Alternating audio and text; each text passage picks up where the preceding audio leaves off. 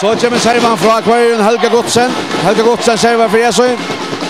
Och Salva Damon har TP till motor och så färdas fram här. Salva Damon hackar så till och blockar.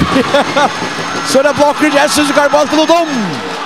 Och kvart ser domaren för Gerard Nitchen stiger till TP.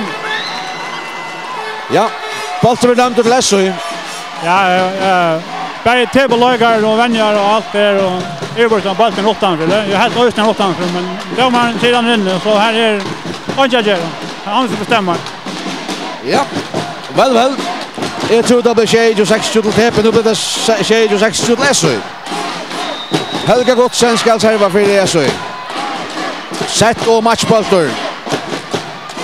Här kommer servan och i nätkanten och här får bollen till Roma till TP. Så är det Annika Stankon och så returnerar Esøy och så är det en öde duell framme vid nätet.